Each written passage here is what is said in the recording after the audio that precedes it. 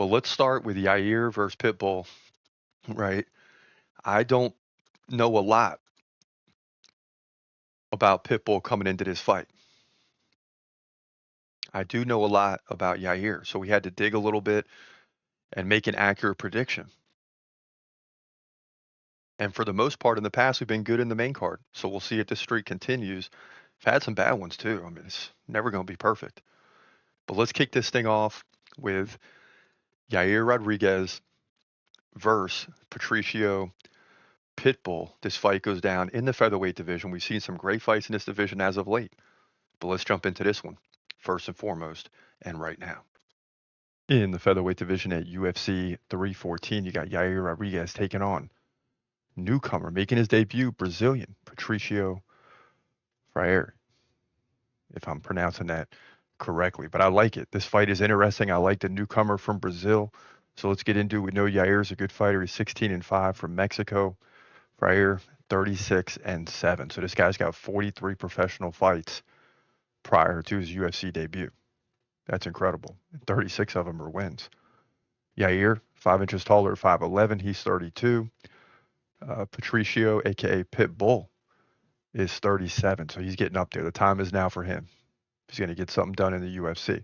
Yair, 5-inch reach advantage. We know he stands right-handed, 4.7 significant strikes per minute, 1 takedown roughly every 4 rounds. So decent numbers, especially in the stand-up strike game. Yair, coming off back-to-back losses. That's why you get this fight. Against Brian Ortega, submission. Alexander Volkanovski for the title. He got KO'd in the 3rd round. Before that, he beat Josh Emmett. That's a big win by submission.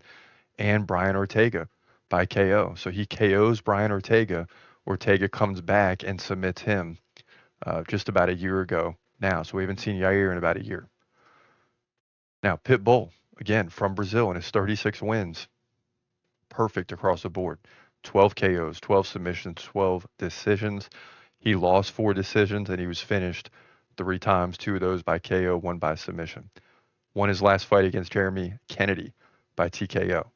But he did lose Chihiro Suzuki at Arisen by KO and Sergio Pettis by unanimous decision. Before that, he won 3 in a row. And, 3 fights ago, well, really 5 fights ago, he beat A.J. McKee, lost to him. So he lost to A.J. McKee at Bellator 263, then came back at 277 and beat him. So highly interesting fighter here, but I don't like the fact that he lost 2 fights, one at Bellator and one at Risen. I mean, that, and you're taking on a guy in Yair that has tremendous experience. He's really good, and most of his losses have come inside the UFC. So although I like the Brazilian, I'm intrigued. I would love to go with the Brazilian here. I can't go against Yair Rodriguez in this fight. And yeah, it's in Miami.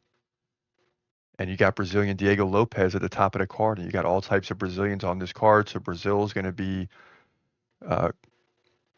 coming in droves. They're going to, 25 to 35% of the arena is going to be Brazilian fans. So I'd like to go with Patricio Pitbull, but I can't do it. Yair's just better. He gets the win, in my opinion. It could go to a decision, or he could get the submission, potentially in the 2nd or 3rd round. But either way, he's going to outstrike him. If it goes to the ground, does Yair really want to go there against a Brazilian? We'll see. But he should be fine there, considering his past. But he wants to keep the fight standing and dominate on the feet. And I think he can do that here to move to 17-5, likely by decision, featherweight division, UFC 314. Yeah, so very tough fight, really, for both guys. And Yair's the favorite, but don't invite Brazil to the party. It makes things very, very difficult to predict. That's why I said earlier, get you one of them shirts, man. Don't invite Brazil to the party because anything can happen.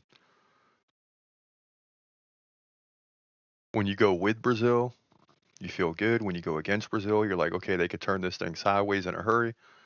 And, who knows what Patricio Pitbull can do in a UFC setting? We're about to find out. But I'm highly intrigued with that matchup. And it's one of our main predictions, or our top 4 for today.